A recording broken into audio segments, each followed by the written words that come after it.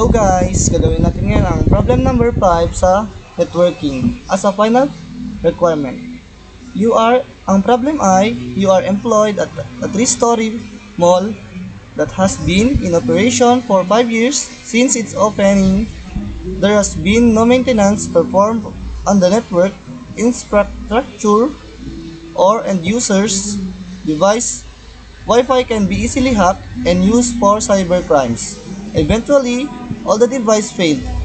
As a solution, the mall manager purchased 35 new computer units along with 10 switches and 3 routers, 1 PT router, and 2 2811, which are distributed across the 3 floors for network configuration. Only OSPF, open shortest path first, is to be used. Your task is to design the new network accordingly.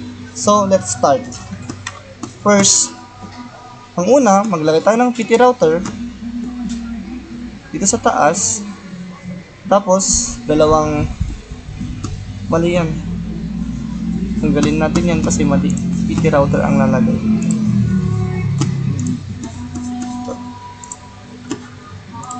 Dito tayo ng PT router. Tapos, dalawang 2011.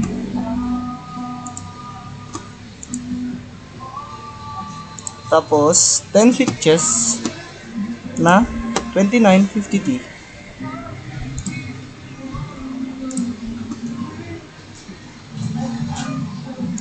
Apat dito sa taas.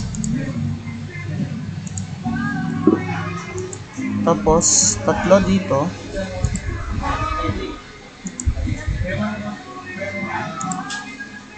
Then, tatlo rin dito.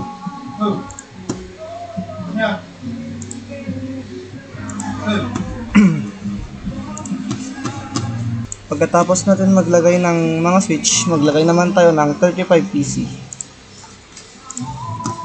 Dito sa unang switch dito, limang lalagay natin. Tapos, dito naman 5 din. Wait lang, ayusin natin. Magpan yung mouse. 5 dyan, tapos 5 din dito sa switch na to.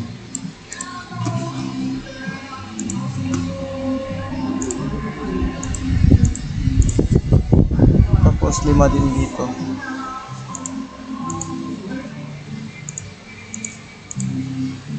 Tapos 5 din dito. Tapos 5 dito.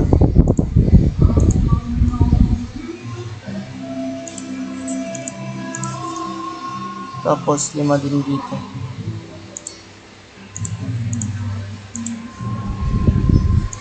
Tapos 5 dito sa baba. Para maging 35 PC. Skip na lang natin at ayusin natin itong design natin para di magulo. So yun guys, naayos na natin yung design natin. Anong gagawin natin ay maglalagay tayo ng module dito sa loob ng 2811. Off muna natin to at ilagay natin ang weak 2T.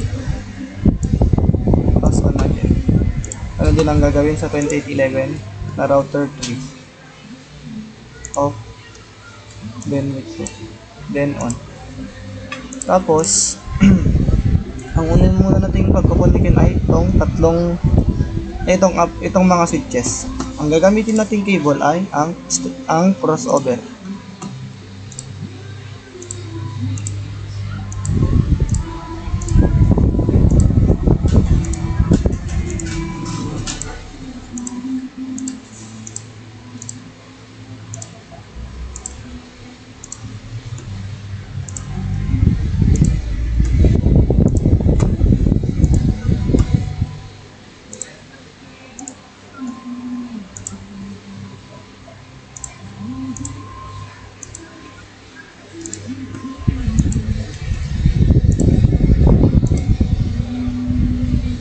Tapos, ang isusunod na naman natin ipagkukonikin ay ang PC to switch.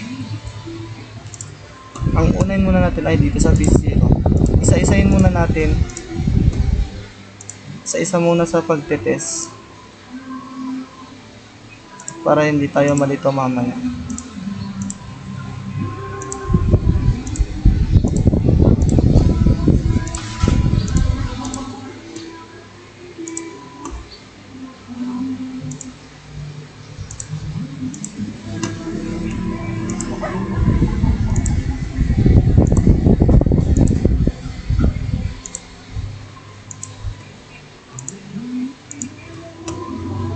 Tapos, i-connect natin tong switch sa router.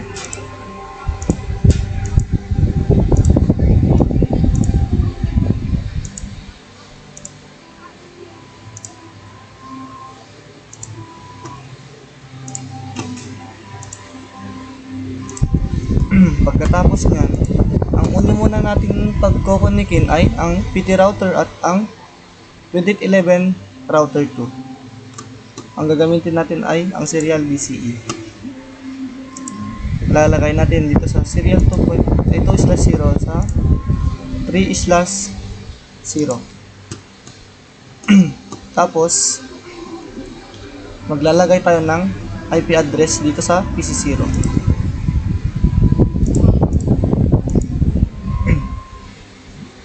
.192.168.10.2.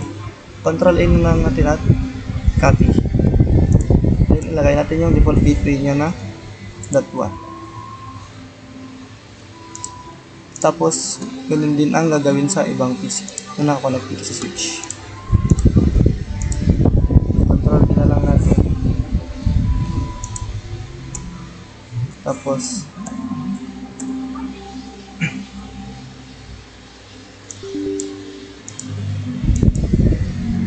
wag muna na tayong magkukan dito, mag-IP address. Ito na lang muna yung una nito to. Isa-isa lang, isa dito sa router na to, tapos isa rin dito para hindi tayo malito.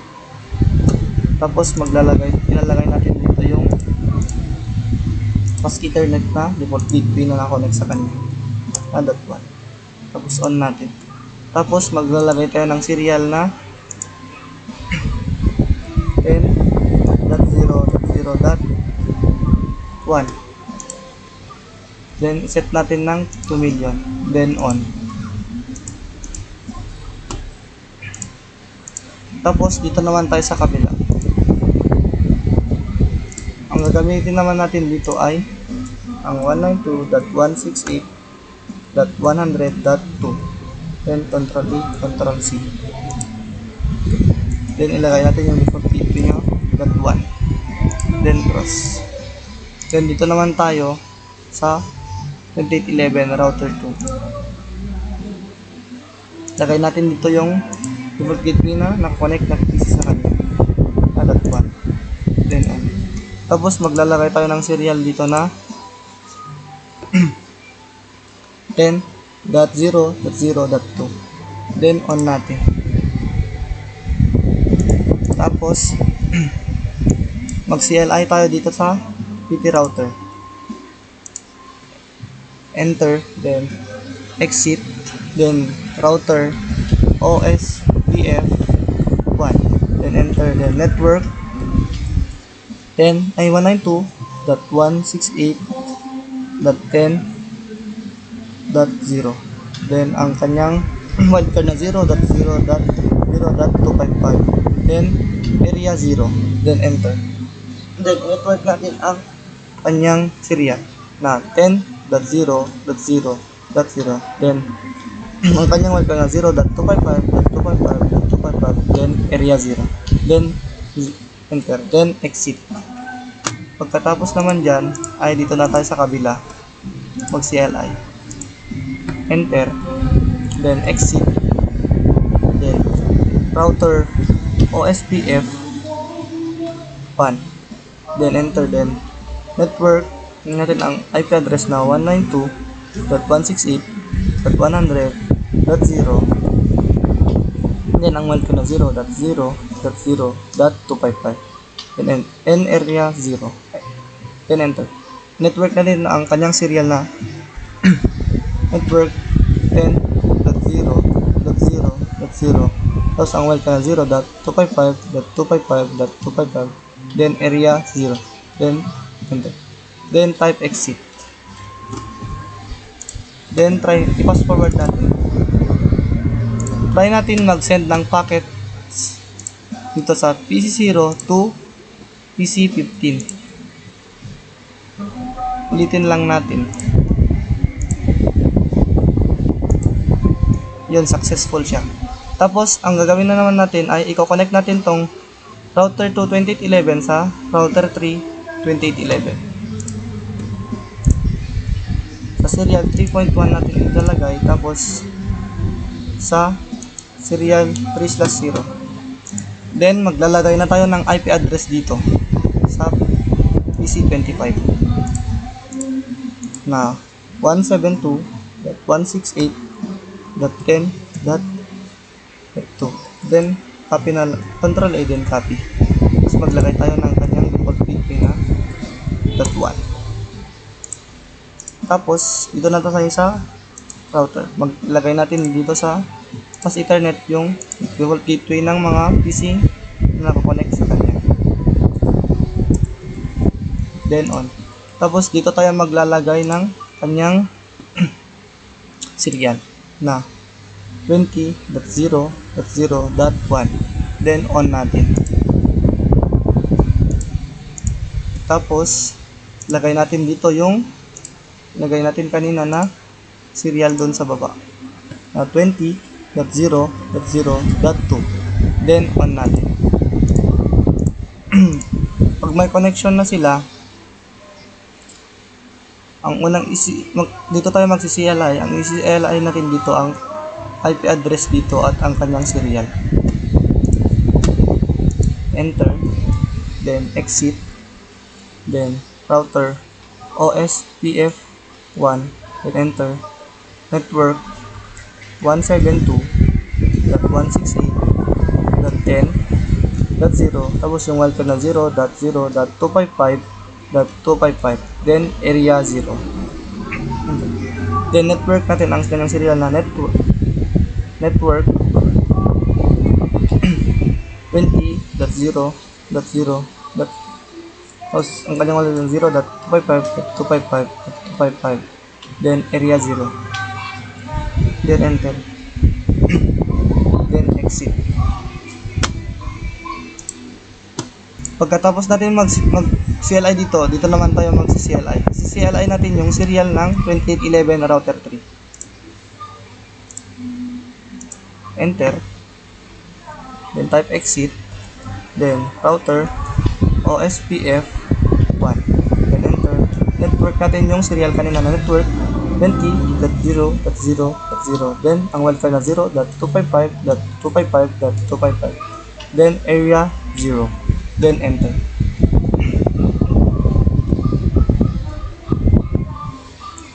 Then fast forward natin. Try natin mag-send ng packets dito sa PC15 to PC25. Kung nag-fail, ulitin lang natin PC15 to PC25. Ayun, nag-successful siya. Try naman natin mag-send dito sa PC0 doon sa PC25 na dito sa baba. Yun, nag-successful siya. At ang gagawin na lang natin para mapag-connect lahat ito, ilagay na natin yung IP address. Ilalagay natin yung IP address dito sa mga PC na to na nakakonect dito sa switch na papunta dito sa router na to. Ika-copy na lang natin yung IP address nito. Then ilalagay natin dito sa lahat na PC. Ang una muna natin gagawin ay i-connect muna natin tong mga PC sa switch. Ang gagamitin natin ay ang straight through.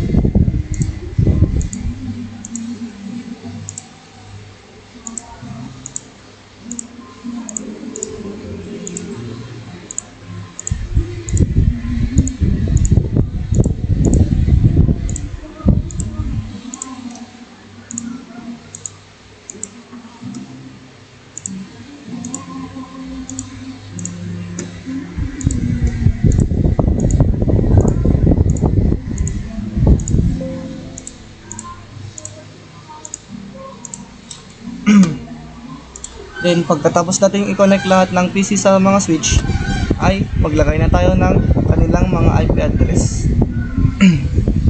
Ang gagawin lang natin ay lalagay din natin yung IP address kanina dito sa PC0 sa mga katabi niyang PC na pinapipaste natin na kanina na 192.168.2. Gagamit na tayo ng .3 kasi nagamit na natin yung .2.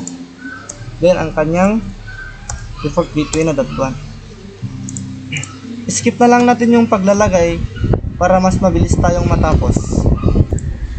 Okay, tapos na tayong mag IP addressing sa lahat ng PC na ito na nakakonect dito sa PT router. Ang susunod naman natin ay ito sa 2811 router 2. Ganun din lang din ang gagawin, same process lang din. I-copy mo lang din yung IP address dito. Tapos ilalagay mo dito sa ibang PC, pero yung .2 dito nagamit na natin, kaya .3, .4, .5, .6, 7, .8, .9, .10, then .11 ang gagamitin. Kaya skip na lang natin para mas mabilis kasi same process lang din naman ang gagawin. Pagkatapos natin mag-IP addressing sa lahat ng PC na to, dito naman tayo sa 2811 router 3, mag-IP addressing din tayo dito sa mga PC na to. Same process lang din ang ginawa natin dito sa una at ikalawa, ganun din ang gagawin. I-copy mo lang din to. Then ilagay mo rin dito sa mga PC na to, naka-connect dito sa router 2811 router 3. Skip na lang natin kasi same process lang din naman ang gagawin. So ayan guys, tapos na tayong mag-IP addressing sa lahat ng PC. Ang gawin na lang natin ay mag-send ng packets. Una, i-delete muna natin tong mga to. Then i-refresh natin. Try natin mag-send ng packets na PC5 to PC4. Ayun, successful. Try natin dito sa PC5 to PC10. Yun, successful. Then ito naman PC14 dun sa PC1. Successful. Then delete natin yan. Try naman natin mag-send dito sa PC5 sa PC19. Kung nag-fail, ulitin lang natin PC5 to PC19. Then successful. Try naman natin dun sa baba ang PC9 to PC29. Pag nag-fail, ulitin lang natin yung PC9 to PC29. Then ayun, successful, delete.